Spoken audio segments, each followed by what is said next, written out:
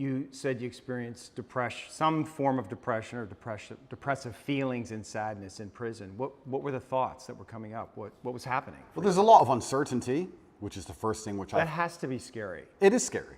It's scary. And also because you're a man who's totally in control of your world, of your life, and that's almost like an imperative for you. Correct. And that gives you power. And all of a sudden you're thrust into a situation where you're essentially helpless. Well, you just nailed it. You completely nailed it, because I was exactly about to say it's the uncertainty that I struggle with the most, because in my life I'm in charge of everything. I know exactly how everything works, and I'm the boss, and I get to control absolutely everything. And this is the first time in a long time I'm in a scenario where I have no power whatsoever, no influence, basically. I don't know what's going to happen. Nobody else knows what's going to happen. And also in my worldview, in my world, I'm the hero, right? I'm the head of the clan, not just my family, but of a lot of people. A lot of people rely on me. Lots of women rely on me, children rely on me, etc. So everyone comes to me every time there's a problem. So they continue to do that while I'm in a jail cell, expecting me to have some kind of answer. Right. And I'm like, well, I don't have an answer this time. Every other time I had an answer, but this time is a bit unique. How did that feel? You don't have the answers. You can't help. Yeah. I mean, it was frustrating.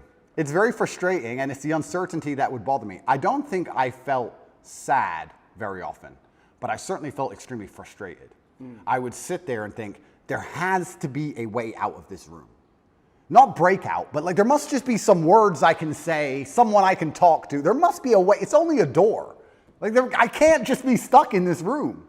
And it was hyper frustrating. Yeah, and the uncertainty of it is also scary, because in my situation, every 30 days they decide if they hold you longer or not. And I was encountering people who had been in there for years in my scenario. So. Well, the uncertainty is a form of torture, really. Oh, absolutely. Yeah, it's torture. It is torture.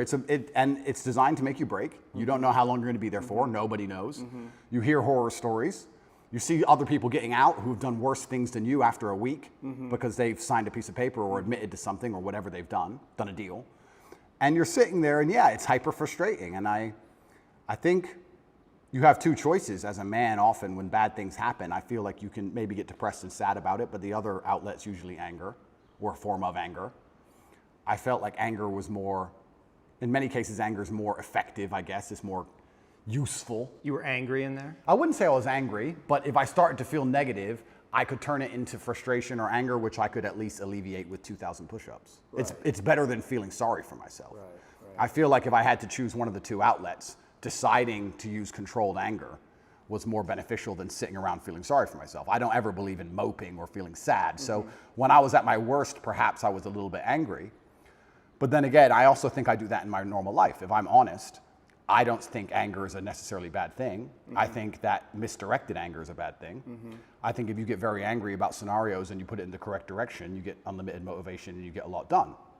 The water behind the dam, it can be destructive, but if it's pushing through the turbine, it powers the town, right? So if I wake up and I go, I want more money, if I can get pissed off enough about it, I can do 36-hour work days, right? So there's nothing wrong with being angry in my world as long as you are putting it in the correct direction. It's uncontrolled anger, I think, is a problem. Right, anger can be used as a fuel, and it's necessary. And from my framework, anger sometimes is a mask for pain. I'd agree with that. So did you experience pain in there? I know pain is a kind of an abstract word, but was it painful for you? Like, I want to know about your pain. Yeah, it's strange because I'm being as honest as possible. It's strange because I had this instilled sense of duty where even though I'm in a jail cell and I can't leave, and even though I'm cripplingly bored, I don't feel like I had time to feel pain, or I didn't feel like I had time to be a victim. You had nothing but time. No, I didn't have time. What are you talking about? Because everyone outside still relied on me. So when I would get on the phone, people would... Is that avoidance, though?